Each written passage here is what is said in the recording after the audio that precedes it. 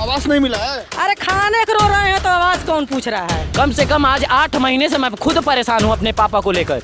गले का कैंसर हुआ है उन्हें। हम लोग के बच्चे हैं, घर नहीं बना, हम लोग कटोरा लेकर भीख मांगे। बीजेपी को 20 साल से वोट देते थे, लेकिन इस बार हम नाराज हैं। यहाँ सांसद तक की मुलाकात नहीं होती। बीजेपी का सांसद है, उनसे मिलने के लिए मैं बीजेपी का बूथ अध्यक्ष परेशान रहता हूँ।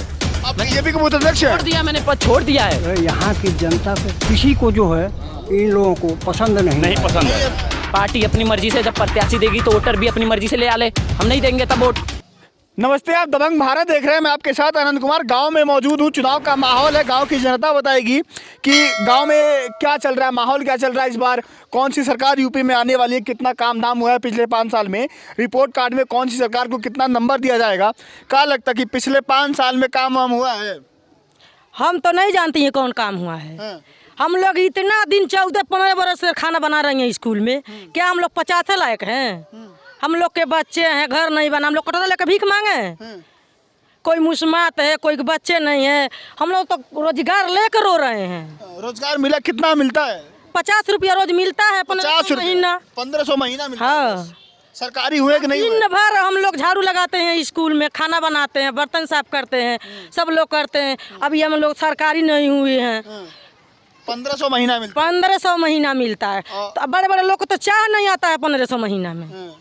हम लोग तो खुद रोजगार लेकर और कहते हैं हम तो गरीबों को बना रहे हैं, गरीबों का ऐसे कर रहे हैं, वैसे कर रहे हैं, क्या कर रहे हैं। तो ये तो कहते हैं कि योगी जी या मोदी की गरीबों की सरकार है ये तो। अरे क्या, मेरा घर देखिए कैसा है। हम तो रोजगार कर रहे हैं ना।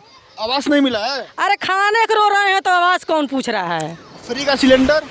फ्री का सिलेंडर कहाँ से मिलेगा। हम एक बात ये कह रहे हैं कि हम लोग रोजगार करके रो रहे हैं। 6 महीना साल भर पर पैसा आएगा तो हम लोग खाएंगे कहाँ से। अच्छा, महीने का पैसा भी नहीं आता है? नहीं आता है। नहीं आता है। ना उसमें तनख्वाह बढ़ता, 2 बार हम लोग को कोटा दे दी है, तो कौन सरकार है कि नहीं मान रहा है कि पूरा जहाँ से लगी है लोग कागज देखिए वो भुगतान कीजिए, तो क्यों नहीं हुआ।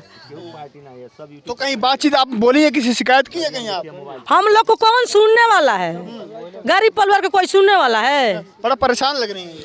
इनकी परेशानी जेन्युइन है। आपको बताएं हम कि इस स्कूल की हर चीज़ की स्थिति खराब है, चाहे कोई भी आ जाए। हर चीज़ की मैं जब से होश संभाला हूँ तब से स्कूल की नीति देख रहा हूँ। यहाँ तक कि स्कूल की ये बाउंड्री लास्ट समय हुई है। सरकार का योजना बहुत पहले से चल रहा था बाउंड्री वाल, लेकिन ये लास्ट में हुआ है। बहुत दबाव के कारण, बहुत सरकार पे प्रेशर के कारण, यहाँ तक हमने पीएमओ को खुद मैंने लेटर लिखा था, उस पर कार्रवाई हुई, ये बाउंड्री बना। यहाँ तक कि हर चीज़ में इनको 50 रुपया मिल रहा है। इनको तो रोज़गार मिला है, फिर भी रोज़गार के बजाय रो रहे हैं। हम लोग तो इतना रो रहे हैं, आपको हम बताएं, कम से कम आज 8 महीने से मैं खुद परेशान हूँ अपने पापा को लेकर। गले का कैंसर हुआ है उन्हें। मैं अस्पताल जिले से लगाई, हर यहाँ तक कि यहाँ सांसद तक की मुलाकात नहीं होती। बीजेपी का सांसद है, उनसे मिलने के लिए मैं बीजेपी का बूथ अध्यक्ष परेशान रहता हूँ। मैंने बीजेपी का बूथ अध्यक्ष छोड़ दिया, मैंने पद छोड़ दिया है। मेरे घर, मैं उनसे परेशान हूँ, मैं परेशान होकर रह चुका हूँ। किसी ने मदद नहीं किया। हमने सरकार का कई बार यहाँ भी तहसील में मैं एप्लीकेशन दिया, वहाँ से भी कोई सुनवाई, सांसद को ढूंढते रह गया, सांसद भी नहीं मिले। इस बार जाके हमने खेत रेहन रख के अपने पापा का इलाज करा रहा हूँ। अच्छा, आयुष्मान कार्ड वगैरह नहीं बनवाया? नाम ही नहीं है, जिनका नाम नहीं है उनका बनेगा ही नहीं कार्ड। मैं खुद CSC चलाता हूँ, नहीं बना पाता हूँ।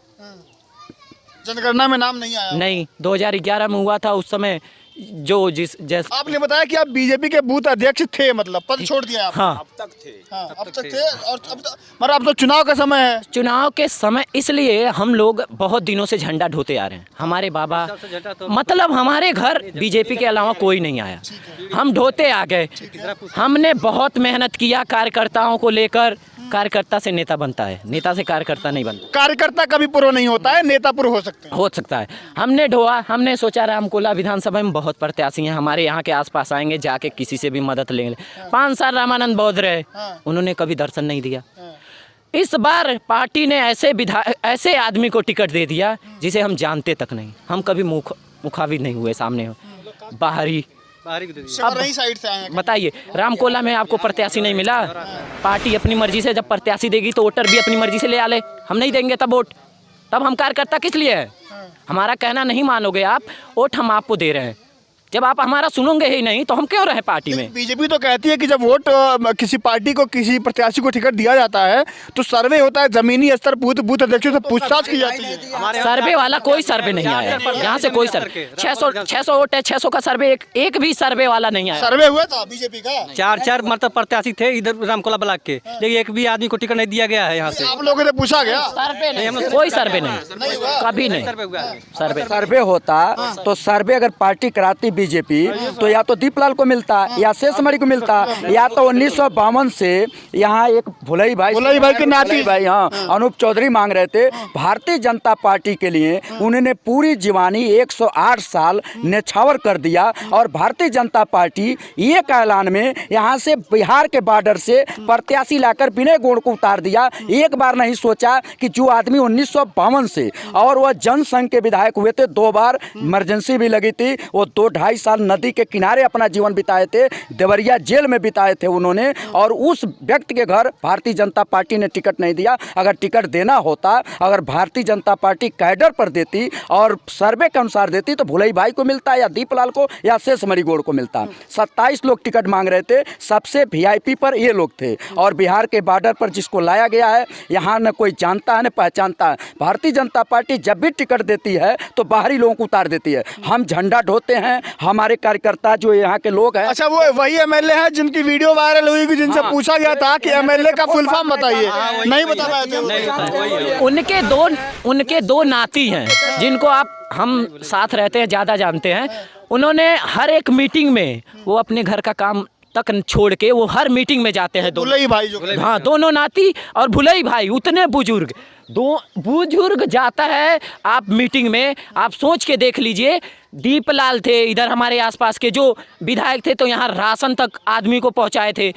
शेषमणि गौड़ थे, किसी को कोई भी इस लायक नहीं था, विधायक लायक कोई नहीं था। आपने उठा के विधायक दे दिया हमें। अब आप डिसाइड करेंगे। बीजेपी के अगर बूथ अध्यक्ष, बीजेपी के जो कार्यकर्ता नाराज हैं तो फिर सीट निकलनी मुश्किल होगी। वो तो अब समय बताएगा। 10 मार्च आने, सीट तो मुश्किल है, 10 मार्च आने, सीट तो ये मुश्किल है। हाँ, ये सीट मुश्किल है। एक हम खुद बीजेपी को 20 साल से वोट देते थे, लेकिन इस बार हम नाराज हैं। नहीं देंगे इस बार हम नाराज हैं। नाराज हैं। हाँ, बीजेपी से नाराज हैं लोग। नाराज है आदमी। हम 20 साल से वोट क्या देते थे करेंगे? बीजेपी का, लेकिन इस आप वो तो कह रहे हैं कि एक डंका बज रहा है, लहर चल रही है। लहर कहाँ से? बज रही है ना। लहर कहाँ से आएगी? जनता से ही आएगी ना। बाबू बताइए। लेकिन हम लोग RSS के आदमी हैं। मनो दिक्कत यही है कि जो बगैर पूछे आछे जो है यहाँ की जनता को, किसी को जो है इन लोगों को पसंद नहीं नहीं आया। पसंद है। अब देखिए इतनी बुजुर्ग आदमी क्या लेकिन अब रह गया सवाल ये कि भाई हम तो, दुनिया बदल जाए लेकिन भाई हम तो नहीं बदलेंगे, चाहे कुछ भी हो। हम तो आपका वहीं जाएगा। हमारा तो जहाँ जाना हुआ तो आपका एक जुड़ाव है जुड़ा है, तभी तो। लेकिन प्रत्याशी से आप नाराज हैं? भाई प्रत्याशी हमारे क्षेत्र का होना चाहिए। वो क्षेत्र के नहीं है, वो क्षेत्र के बाहुल मानी दूरी। बाहर बीजेपी का जो सपना है कि 300 पार इस बार भी, तो कहीं ना कहीं एक चूक हो रही है। तो फिर बहुत चूक हुई है, केवल प्रत्याशियों के चलते चूक हुई है। हाँ, गलती जो है ये जो प्रत्याशी उठा के इधर से उधर किए, हम हमारे 4 प्रत्याशी थे इसमें। 3 तो ये बताए नेताजी, तीनों बाहुबली थे, और तीनों उतर जाते तो कोई रोक नहीं पाता।